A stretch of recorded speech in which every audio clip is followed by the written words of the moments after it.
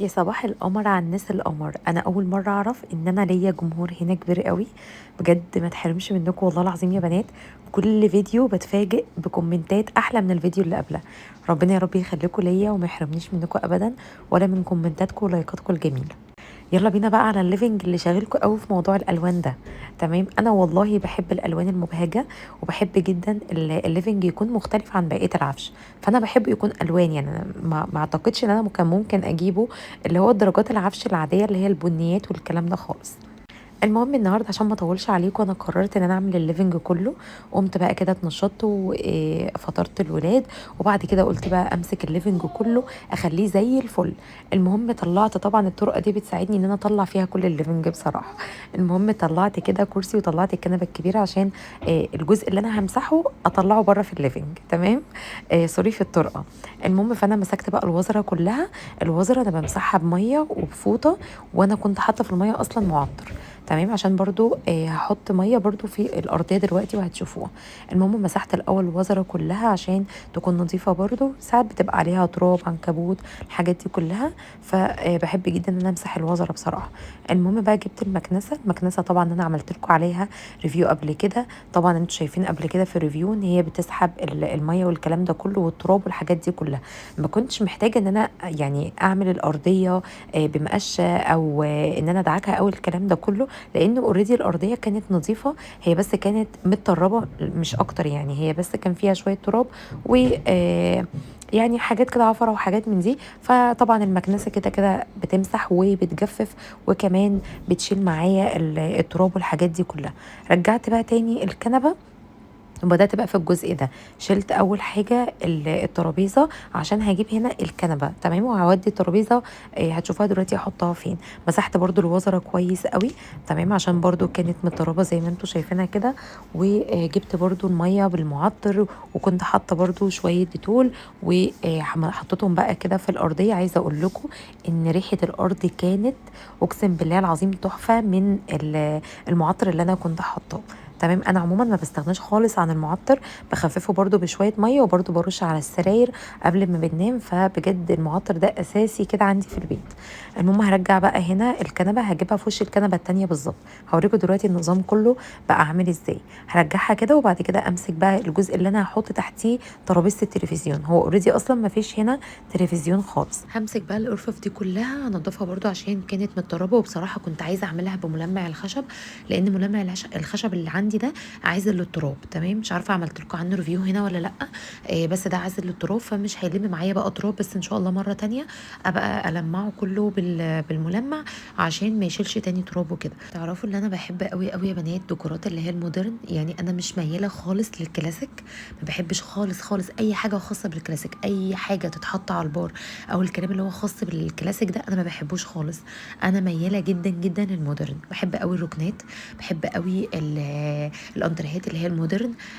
مش عارفه، ما بحبش الكلاسيك، مع ان في ناس ممكن تختلف معايا في الموضوع ده.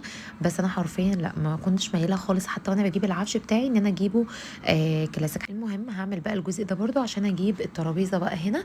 وزي ما قلت لكم هنا ما فيش خالص تلفزيون. انتوا شفتوا طبعا معايا اوضه النوم انا رجعت تاني تلفزيون في مكانه الصح، يعني المفروض اصلا هو كان في اوضه النوم.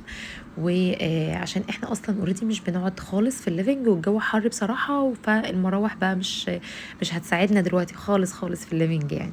فدخلت بقى التلفزيون جوه، والليفنج عندي بقى نضيف خالص، واحنا قعدتنا كلها دلوقتي بقت في الاوضه. المهم بقى هرجع الترابيزه، وبصوا بقى الترابيزه كانت متطربه ازاي، وشوفوا انا هلمعها ازاي. عشان برضو ناس كتير قوي سالتني على الفوط دي. عايزه اقول لكم ان فوط جرين واي احلى فوط ممكن تستخدميها، بالذات بتاعه التراب. يعني الكفاس ده او الفوطه التانية اللي هي بتاعت برضو جرين واي بتاعه التراب، بجد تحفه. يعني بصوا في ثانيه خلت لي الازاز عامل ازاي. فبجد فوط جرين وي لو هي قدامكم في اي مكان هاتي بتاعه الازاز وهاتي بتاعه التراب، الاتنين دول احسن اتنين. وبرده بتاعه الدهون حلوه جدا برضو. تمام. المهم انا كده رجعت خلاص ترابيزه التلفزيون. هعمل برضو الجزء ده، انا بحاول اخد جزء جزء كده واحطه مكانه، يعني الحاجه اللي انا هرجعها فيها، ويبقى نضيف بالوزره بقى بتاعتي بكل حاجه، ابقى ماسحه وعامله كل حاجه. بصراحه مش هضحك عليكم، هو اللي سهل عليا ده كله المكنسه. بس زي ما قلت لكم قبل كده خدوا بالكم، لان المكنسه فيها مكنسه بتشفط الميه وبتجفف والكلام ده كله، وفي منها مكنسه بس. فخدوا بالكم من ده. وزي ما قلت لكم قبل كده الفرق بس 800 جنيه تقريبا، يعني مش كتير، فطبعا احسن لك ان انت تجيبي المكنسه. فهو سهلت عليا التنظيف. لو تفتكروا في الفيديو بتاع المطبخ انا قلت لكم استخدموا ادوات يعني تبقى خفيفه معاكم في التنظيف وفي نفس الوقت تسهل عليكم التنظيف. فبصراحه دي سهلت عليا جدا. كنت الاول بقى باخد الماب واروح بقى اكب الميه واغسل الشرشوبه كويس او الماب كده وارجعه تاني واحط ميه نظيفه، لان طبعا مش كل شويه همسح بنفس الميه اللي انا بعمل بيها. فده سهل عليا كتير جدا. بقيت بقى ارش ميه دلوقتي واشد بقى الميه دي بسرعه كده بالمكنسه، وبتشد معايا التراب برضو، يعني ما بحتاجش بقى ان انا اكنس ولا الكلام ده كله. فبجد المكنسه لقطه يا بنات وحلوه جدا جدا. تمام.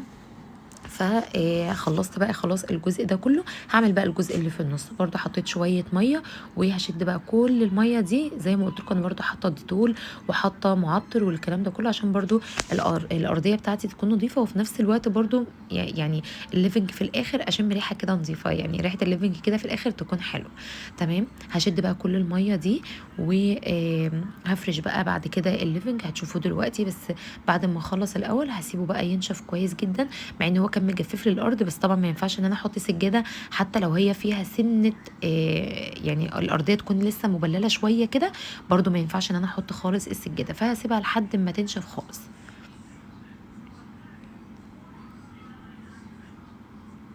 كنت برضو عماله تاني اجفف كويس عشان الارضيه برضو تلحق ان هي تنشف معايا بسرعه. بصوا خلاص كده الدنيا بقت تمام. احط بقى السجاده دي انا كنت غسلاها والحمد لله كانت عندي نظيفه. السجاده اللي بشيلها بغسلها على طول، بحيث ان انا دي برضو لما تبقى مش نظيفه باخدها واحط تانية واحده بديله يعني ليها. تمام. فانا عندي كتير قوي قوي بديل سجاد يعني الحمد لله. المهم فهرتب بقى الليفنج كله. احطه بقى برضو الترابيزه وهلمعها برضو شويه كده من التراب. عايزه اقول لكم ان الازاز بتاع الترابيزه ده وانا بشيل الازاز اللي هو اللي فوق بحطه فانكسر مني من الحرف كده. فانا خفت بصراحه ان انا احطه فشيلته خالص في الدولاب من تحت كده عشان الولاد يعني ما يجيش ناحيته خالص، ولا لا قدر الله يتعوروا ولا الكلام ده كله. فشيلته قلت مش مشكله عادي. هفرش بقى كل المفارش بتاعتي على الترابيزه وعلى ترابيزه التلفزيون. وقلت بقى اجيب المفرش ده هنا، لان مع ان انا كنت حاطاه على الترابيزه اللي هي التانية. وارجع بقى الراوتر والدي في ار عشان نشغل بقى الكاميرا بتاعتنا وكده. والنت برضو انا كنت فاصلاه شويه، اصلا كنت بريحه يعني شويه عشان النت عندنا ما بيفصلش خالص. فكنت برضو بفصل شويه النت عشان زي ما قلت لكم ما بنفصلوش، وده طبعا غلط جدا على الراوتر على فكره. بس هرتب بقى كل المنطقه دي كلها كده. عايزه اقول لكم ان انا كنت حاسه براحه وروقان بطريقه بجد ما تتوصفش. انا بالليل باخد بعضي وبطلع بقى اقعد في الليفنج كده، ببقى مضلمه بقى النور خالص، وبيبقى بقى في شويه طراوه، ولا محتاجه بقى اشغل مروحه ولا حاجه. بس انا برضو حاطه مروحه وبالليل ساعات بشغلها شويه. يعني هوريكم برضو دلوقتي بالليل بعد ما برضو الدنيا بقى ضلمت وكده، هوريكم بقى قعدت بقى الليفنج بالليل في الروقان بقى ده. همسك بقى الطرقه بالمره. انا دايما لو انا بروق الليفنج بروق الطرقه. تمام. عشان برضو ما تتطربش معايا وكده، عشان الولاد برضو ما ياخدوش بقى تراب من الليفنج او السجاده او كده ويخشوا على سوري من الطرقه على الليفنج يعني. فهكب برضو ميه. وعملت برضو الوزره كلها من ناحيتين على فكره، وبرضو همسح ده كله. عايزه اقول لكم ان انا عندي طرقه بتتطرب بسرعه جدا، يعني من على الجناب كده بيبقى فيه تراب كتير. وبقالي فتره ما كنتش عملتها بصراحه ولا عملت الوزره. فقلت بقى بما ان انا هعمل الليفنج وكده اخد بقى معايا كمان الطرقه وانضفها كويس قوي. هسيبها برضو تنشف وبعد كده هجيب برضو السجاده وهفرشها. بصوا السجادة دي اللي هي الطويلة دي كانت معايا سجادة تانية شبيهة ليها في الليفينج، بس للأسف حطيتها بره في البلكونة وطارت.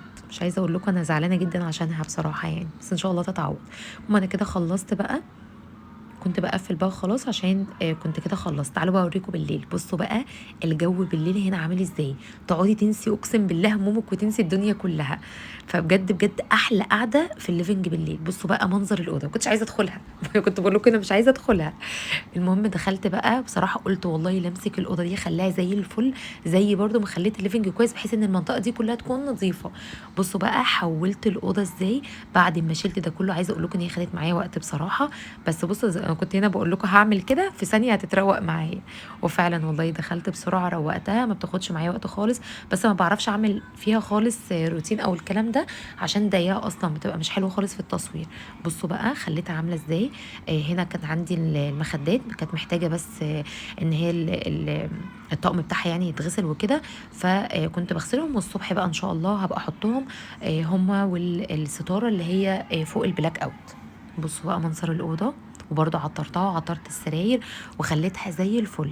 كنت بقفل بقى هنا التكييف، لان كنت طبعا قاعده في الاوضه دي بروقها، وكنت مشغله التكييف بس قفلت الزرار عشان احنا اصلا ما بنقعدش في الاوضه دي خالص. بس كده بالنسبه لي اوضه الاطفال بقت زي الفل، والليفنج بالنسبه لي برضو بقى زي الفل. كل الجزء ده بقى تمام كده، بس في الشقه الريسبشن والتويليت، وابقى كده زي الفل. اشوفكم ان شاء الله في الفيديو اللي جاي.